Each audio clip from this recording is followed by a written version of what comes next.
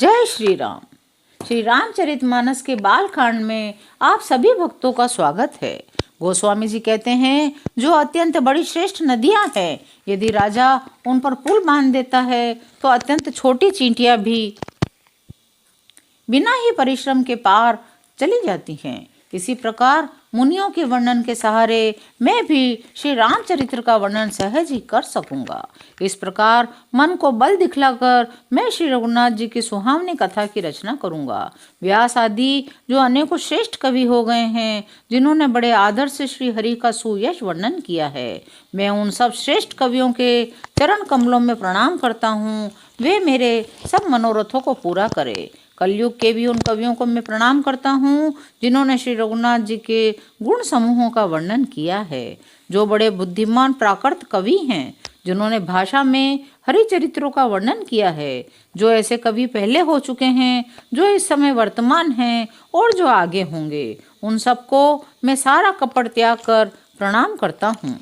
आप सब प्रसन्न होकर यह वरदान दीजिए कि साधु समाज में मेरी कविता का सम्मान हो, क्योंकि बुद्धिमान लोग जिस कविता का आदर नहीं करते, मूर्ख कवि ही उसकी रचना का व्यर्थ परिश्रम करते हैं।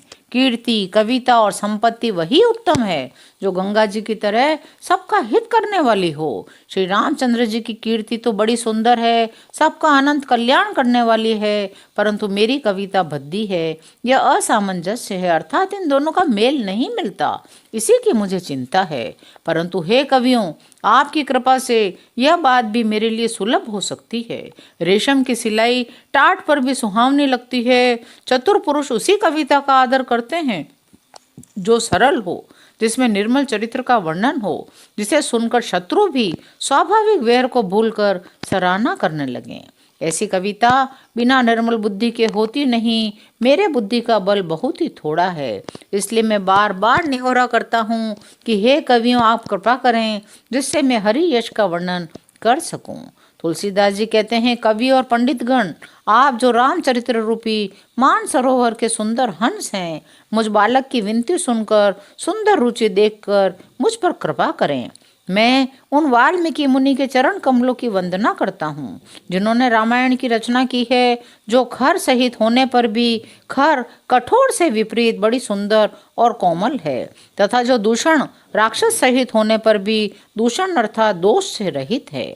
मैं चारों वेदों की वंदना करता हूँ, जो संसार समुद्र के पार होने के लिए जहाज के समान हैं, तथा जिन्हें श्री रघुनाथ जी का निर्मल यश वर्णन करते स्वप्न में भी थकावट नहीं होती। मैं ब्रह्मा जी के चरण रज की वंदना करता हूँ, जिन्होंने भव सागर बनाया है, जहाँ एक और संत रूपी अमृत, चंद्रमा और कामधेनु निकले, दूसरी ओर दुष्ट मनुष्य रूपी विष और मदिरा उत्पन्न हुए। देवता, ब्राह्मण, पंडित, ग्रह, इन सब के चरणों की वंदना करके हाथ जोड़कर कहता हूँ कि आप प्रसन्न होकर मेरे सारे सुंदर मनोरथों को पूरा करें। फिर मैं सरस्वती जी और देव नदी गंगा जी की वंदना करता हूँ। दोनों पवित्र और मनोहर चरित्र वाली हैं। एक, गंगा जी में स्नान करने से, जल पीने से पापों को हरती है। दूसरी सरस्वती जी गुण और यश कहने और सुनने से अज्ञान का नाश कर देती हैं।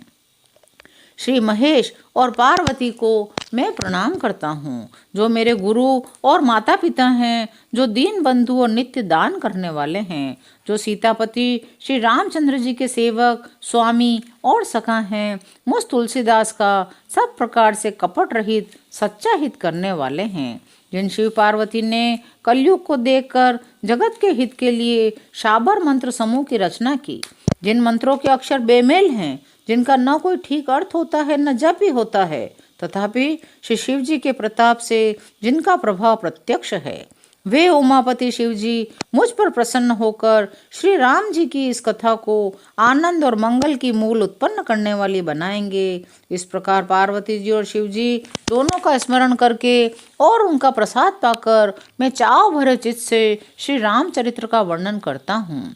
मेरी कविता श्री शिव जी की कृपा से ऐसी सुशोभित होगी, जैसी तारागणों के सहित चंद्रमा के साथ रात्रि शोभित होती है। जो इस कथा को प्रेम सहित एवं सावधानी के साथ समझ बूझकर कहेंगे, सुनेंगे, वे कलयुग के पापों से रहित और सुंदर कल्याण के भागी होकर श्री रामचंद्र जी के चरणों के प्रेमी बन जाएंगे। यदि मुझ पर श्री शिव जी और पार्वती जी की स्वप्न में भी सचमुच प्रसन्नता हो तो मैंने इस भाषा कविता का जो प्रभाव कहा है वह सब सच हो। मैं अति पवित्र श्री अयोध्यापुरी और कलयुग के पापों का नाश करने वाली श्री सरयू नदी की वंदना करता हूँ। फिर अवधपुरी के उन नर नारियों को प्रणाम करता हूँ जिन पर प्रभु श्री रामचंद्र जी की ममता बहुत है। उन्होंने अपनी पुरी में रहने वाले सीता जी की निंदा करने वाले धोबी और उसके समर्थकों के पाप समूह को नाश करके उनको शोक रहित बनाकर अपने धाम में बसा दिया। मैं कौशल्या रूपी पूर्व दिशा की वंदना करता हूँ जिसकी कीर्ति समस्त संसार में फैल रही है। जहाँ कौशल्या रूपी पूर्व दिशा से विश्व को सुख देने वाले दुष्ट रूपी कमलों के लिए पाले के समान श्री रामचंद्र जी रूपी सुंदर चंद्रमा प्रकट हुए। सब रानियों सहित राजा दशरथ जी को पुण्य और सुंदर कल्याण की मूर्ति मानकर मैं मन वचन और कर्म से प्रणाम करता हूँ।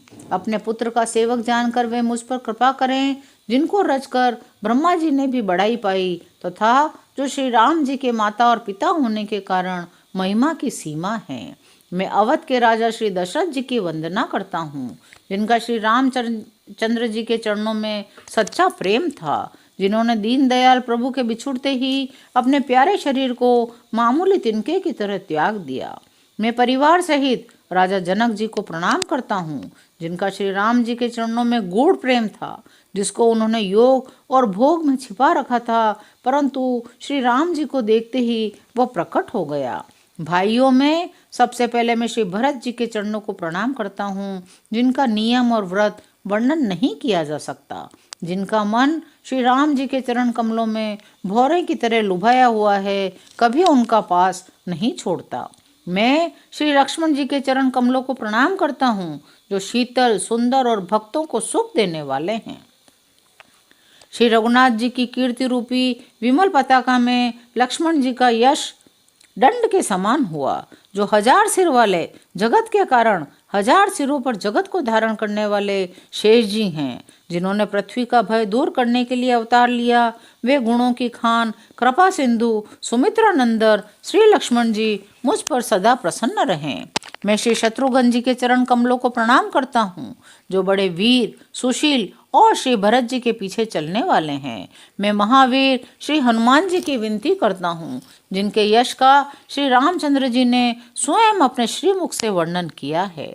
मैं पवन कुमार श्री हनुमान जी को प्रणाम करता हूँ जो दुष्ट रूपी वन को भस्म करने के लिए अग्नि रूपी हैं, जो ज्ञान की घन मूर्ति हैं, जिनके हृदय रूपी भवन में धनुष बाण धारण किए श्री राम जी निवास करते हैं। वानरों के राजा सुग्रीव जी, रीछों के राजा जामवन जी, राक्षसों के राजा विभीषण जी, अंगद जी आदि जितना वानरों का समाज है, सबके सुंदर चरणों की मैं वंदना करता हूँ, जिन्होंने अधम पशु और राक्षस आदि शरीर में भी श्री रामचंद्र जी को प्राप्त कर लिया। तुलसीदास जी सबकी वंदना करते हुए आगे कहते हैं, पशु पक्षी देवता मनुष्य असुर समेत जितने श्री राम जी के चरणों के उपासक हैं, मैं उन सब के चरण कमलों की वंदना करता हूँ जो श्री राम जी के निष्काम सेवक हैं। सुखदेव जी, सनकादि, नारद मुनि आदि जितने भक्त और परम ज्ञानी श्रेष्ठ मुनि हैं, मैं धरती पर सिर टेक कर उन सबको प्रणाम करता हूँ। हे मुनीश्वरों, आप सब मुझको अपना दास जानकर कृपा कीजिए। राजा जनक की पुत्री जगत की माता करुणा निधान श्री रामचंद्र जी की प्रियतमा श्री जानकी जी के दोनों चरण कमलों में मैं मनाता हूँ, जिनकी कृपा से मैं निर्मल बुद्धि पाऊँ। फिर मैं मन वचन और कर्म से कमल नयन धनुष बाणधारी भक्तों की विपत्ति का नाश करने वाले उन्हें सुख देने वाले भगवान श्री रघुनाथ जी के सर्वसमर्थ चरण कमलों की वंदना करता हूँ, जो वाणी और उसके अर्थ तथा जल और जल की लहर के समान कहने में अलग अलग है परंतु वास्तव में अभिन्न है। उन श्री सीताराम जी के चरणों की मैं वंदना करता हूँ जिन्हें दीन दुखी बहुत ही प्रिय हैं।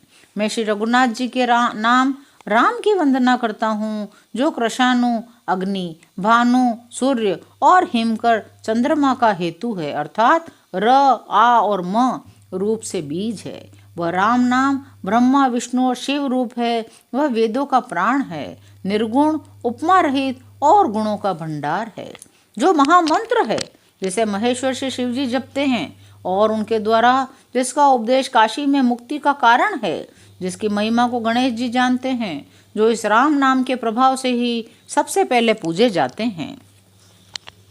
आज हम इस कथा को यहीं विराम देते हैं। शेष अगले अंकों में। जय श्री राम।